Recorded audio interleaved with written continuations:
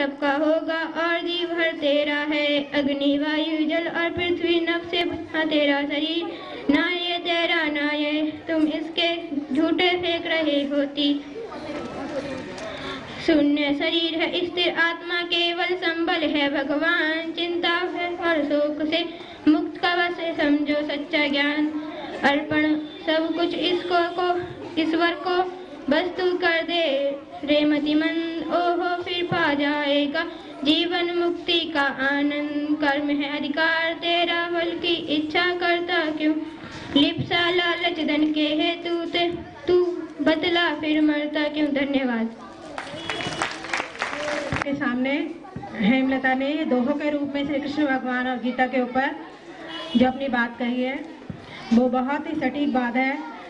हमें सिर्फ अपना कर्म करने का अधिकार है, हमें सिर्फ अपना कर्म करना चाहिए सच्चे मन से, ईमानदारी से। बाकी फल देना वो भगवान के हाथ में है, हमारे हाथ में सिर्फ कर्म करना है। गीता भी हमें यही ज्ञान सिखाती है कि सिर्फ कर्म करो, फल की इच्छा छोड़ दो। अब इसी कड़ी को जारी रखते हुए कुमारी शीतल आपके सामने श्री कृष्ण भगवान के ऊपर 2 शब्द कहेगी। कुमारी शीतल।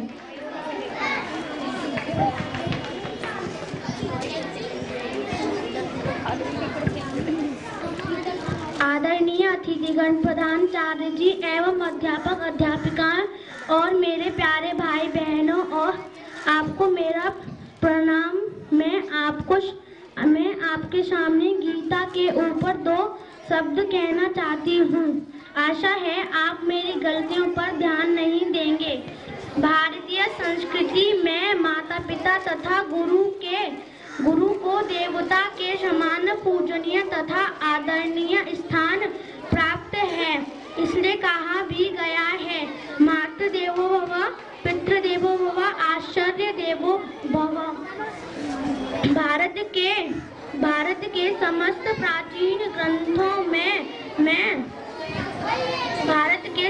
प्राचीन ग्रंथों में माता पिता तथा गुरु की महिमाओं अव्वल मानी गई है। पद्म पुराण में भी माता पिता की महिमाएं पर कहा गया है, पिता धर्म, पिता स्वर्ग, पिता परम तपः, पितरो प्रीति मापन्ने प्रीति सर्वदेवताः, पितरो यश तृप्यन्ते सेवेन च गुणेन च। तस्य भागीरथी स्नान महामन्यहनि वर्तते। सर्वतीर्थमय माता, सर्वदेवमय पिता, मातर पितर परम तपः देवताः। यानी पिता धर्म है, पिता स्वर्ग है, पिता ही सर्वोत्कृष्ट तपस्या है। पिता को प्रसन्न रखने पर देवता भी प्रसन्न हो जाते हैं। जिसकी सेवा से माता पिता संतुष्ट रहते हैं, उस पुत्र को तो सदैव प्रतिदिन गंगा स्नान का फल मिलता है। इसलिए माता पिता की पूजा करनी चाहिए। वेद व्यास जी लिखते हैं, नास्ति मातृसमः गुरु, अर्थात माता के समान कोई गुरु नहीं है। नेपोलियन लिखते हैं, राज्य की प्रगति के लिए उत्कृष्ट माताओं की जरूरत है। मनु ने कहा, यत्र नार्यस्तु पूज्यते, अर्थात जहाँ नारी का सम्मान होता है वहाँ देवता रमण करते हैं। माता के महत्व पर कहा गया, जननी जन्मभूमि स्वर्गादपि गरिष्यसि। संसार में माता पिता के समान कोई देवता नहीं है। अतः माता पिता की सदैव श्रद्धा पूर्वक पूजा करनी चाहिए। धन्यवाद।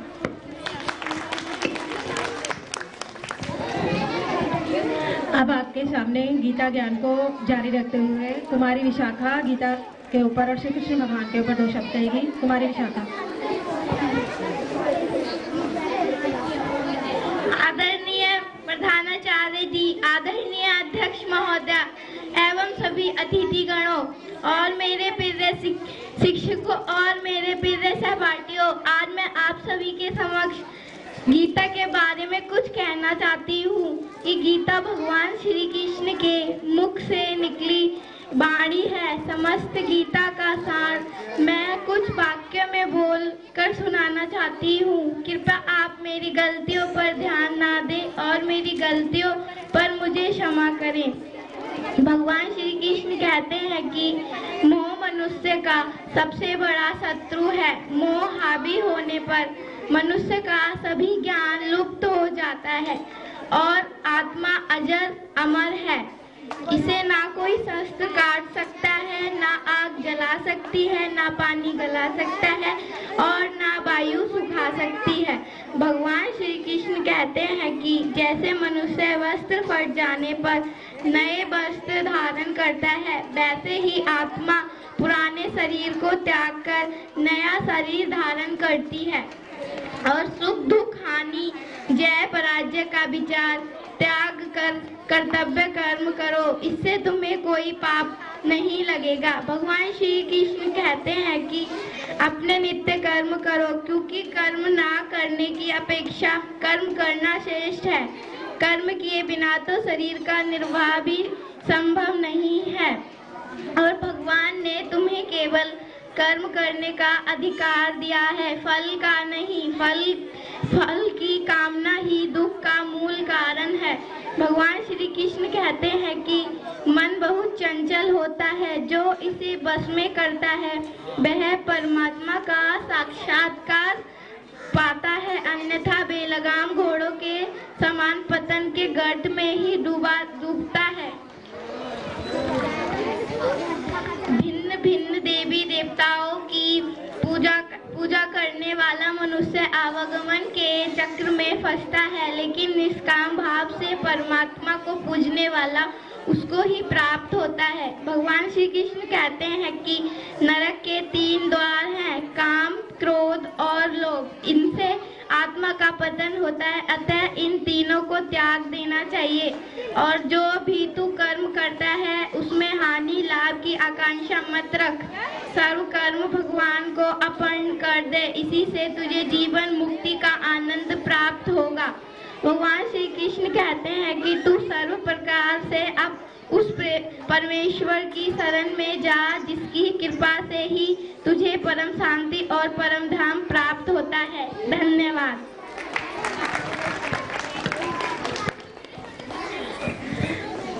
अभी कुमारी विशाखा ने शानदार अभी बच्चे ने गीता सार आपके सामने प्रस्तुत किया। कर्म क्या है, अकर्म क्या है, इसके बारे में गीता ने भगवान श्री कृष्ण ने जो कहा है, अगर आदमी उसके ऊपर विचार कर ले तो ना तो वो कभी पाप कर सकता, ना कभी कोई अपराध कर सकता। और वास्तव में आज से कोई 4-5 साल पहले मैं बताऊं, एक दफे मैं बाबा रामदेव का प्रोग्राम देख रहा था और उसमें ये बात आ रही थी कि अगर ये जो दुनिया भर में आज जो अपराध हो रहे हैं, बेईमानी हो रही है, हेराफेरी हो रही है, इन सबको रोकने के क्या उपाय हो सकते हैं? तो उपाय 2 प्रकार के होते हैं। या तो इतना कड़े दंड कर दे दिए जाएं कि लोगों में भय पैदा हो जाए और लोग अपराध ना करें। लेकिन आज भी अभी आजकल कल जो है दिल्ली के अंदर जो हुआ वो भी कुछ इसी तरह का हो रहा है। कभी जो एक मसला उठा है, कुछ महिलाओं के साथ जो दुर्व्यवहार की घटनाएं हो रही हैं, उस पर एक शोर मचाया जा रहा है कि कानून इतने कड़े कर दिए जाएं, उनको फांसी पर चढ़ा दिया जाए तो इससे अपराध रुक जाएंगे। इनसे अपराध कम तो हो जाएंगे, यानी बहुत सारे लोग डर की वजह से अपराध करना कम कर देंगे, लेकिन इनको रोक पाना कानून बना करके असंभव सा है। तो दूसरा उपाय है, आध्यात्मिक दृष्टि से आदमी इतना मजबूत हो जाए, जो आदमी धर्म के बारे में जीवन जीने के बारे में और सही गलत के बारे में अगर समझ जाए तो उसका मन, उसका जो है इच्छा कभी अपराध करने के लिए होगी ही नहीं। और तभी मैंने निर्णय किया कि मैं अपने स्कूल के अंदर अपने बच्चों को गीता ज्ञान प्रारंभ कराऊंगा, गीता का ज्ञान देना शुरू करूंगा, ताकि हमारे बच्चे पहले इस बात को समझ जाएं कि क्या अच्छा है और क्या गलत है। गीता में भगवान ने कहा है सबसे बड़ी बात कि कर्म कर। कर्म और अकर्म की जो बात कही है, कर्म क्या है अकर्म क्या है, यानी जो कार्य जो आदमी सही प्रकार से बिना किसी इच्छा के, बिना किसी कामना के कोई कर्म करता है वह कर्म है। और ऐसे जो कर्म है, जिस कामना से जो कोई काम करता है वो कर्म कहलाते हैं, और उसमें आदमी जो है उसके कर्म बंधन में फंसता है। लेकिन अगर निष्काम भाव से अगर कोई व्यक्ति कर्म करता है, मन में कोई कामना नहीं है कि तुम काम करे जाओ, फल तो भगवान देगा ही, तो ऐसा व्यक्ति कभी कोई गलत काम करेगा ही नहीं। इसी प्रकार से पाप और पुण्य की बात, आप जा रहे हैं, आपके पैर के नीचे कोई कीड़ा मकोड़ा आकर के मर गया, इसमें कोई पाप नहीं है, वो आप जानबूझ करके नहीं मारा। लेकिन अगर आप जानबूझ करके किसी को तंग करते हैं, किसी को आप मक्खी को भी मारते हैं, मच्छर को भी जान करके मारते हैं, तो वह पाप है। तो पाप और पुण्य, कर्म और अकर्म, ये जो ज्ञान है ये हमें गीता से ही प्राप्त होता है। जब हम कोई भी काम करेंगे, जैसा कोई करेंगे उसका फल हमें अवश्य ही प्राप्त होगा। ये गीता का सबसे बड़ा बात है कि कर्म जो है आपको कर्म किए बिना भी नहीं रह सकता। कोई आदमी सन्यासी अगर कहे कि मैं तो सन्यास ले लेता हूँ और मैं तो जंगल में रहता हूँ, मैं कोई कर्म ही नहीं करूंगा, लेकिन बिना कर्म किए आदमी का गुजारा ही नहीं है। वो चलेगा, पैर कहीं ना कहीं पड़ेगा, किसी ना किसी कोई कीड़ा मरेगा, कुछ ना कुछ उसके नीचे होगा ही, तो उससे बच नहीं सकता आदमी। ऐसे ही खाना खाएगा, बिना हाथ चलाए वो तक खाना को कैसे ले जाएगा। और कितने कीड़े मकोड़े हम सांस लेते हैं, यहाँ तक कि सांस के साथ हमारे कितने जीवाणु हमारे शरीर के अंदर आते हैं, कितने जीवाणु उसमें मरते हैं, कितने बाहर निकलते हैं। तो बहुत सारी चीजें हैं कि बिना कर्म किए हम लोग रह ही नहीं सकते। लेकिन अगर कर्म को हम कुछ कामना लेकर के करते हैं या नहीं करते हैं, यही एक बहुत बड़ी बात है। कामना और बेकामना की बात यह है कि अगर कोई व्यक्ति काम करता है और उसके मन में है कि आज मुझे इस काम के 100 रुपए मिलेंगे, अगर 100 की बजाय उसे 90 रुपए मिले, 10 रुपए उसे किसी बात के कट जाए, तो उसे उसी बात का दुख हो जाता है कि मेरे 10 रुपए कम हो गए। लेकिन 100 की बजाय उसे 105 भी मिल जाए, 5 रुपए फालतू मिल जाए इनाम के, तो बड़ा खुश होगा कि आज मुझे 5 रुपए इनाम के मिल गए। वही व्यक्ति अगर किसी मंदिर में जाता है, किसी मस्जिद में जाता है, किसी गुरुद्वारे में जाता है और वहाँ सेवा भाव से कोई कर्म करता है, बिना किसी कामना के कर्म करता है, वहाँ उसे कुछ मिले या ना मिले वो उसी में खुश होता है। यानी वही काम एक ही है, एक ही तरह के काम में अगर वो कामना से करता है तो उससे वो उसके बंधन में फंसता है, उसे सुख और दुख का महसूस होता है। लेकिन निष्काम भाव से अगर वो करता है तो वही काम जो है उसके लिए बहुत अच्छा लगता है और उसमें उसे बड़ी खुशी महसूस होती है। यानी कर्म करके भी उसे खुशी हो रही है, उसे पैसा नहीं मिल रहा लेकिन फिर भी उसे खुशी मिल रही है। तो वही बात मैं अपने बच्चों को भी कहता हूँ, अगर आप ये सोच करके पढ़ोगे कि मुझे पढ़ना है और इस बात की इच्छा नहीं है कि क्या मुझे कितने नंबर आएंगे क्या नहीं आएंगे, लेकिन पढ़ना है तो पढ़ेंगे और पूरे नंबर लेकर के आएंगे। कोई बच्चा उसको, कोई आदमी उसे फेल नहीं कर सकता, लेकिन सिर्फ यह है कि मुझे पास होना है और ये सोच करके आया कि मुझे तो 40 में से 20 नंबर तो मेरे आ ही जाएंगे और उसे मिले 19 नंबर तो दुख हो जाएगा और 21 आ गए तो खुश हो जाएगा। तो ये जो चीजें हैं ये हमें गीता का ज्ञान हमें सिखाती हैं, इन चीजों को हमें समझना चाहिए। और अब आगे बच्चे कैसे पाठ्यू, मैं आपको गीता में श्री कृष्ण ने जो कर्म तथा दान पर उपदेश दिया है उसी का संक्षिप्त रूप सरल शब्दों में सुना रहा हूँ। आशा है आप मेरी गलतियों पर ध्यान नहीं देंगे।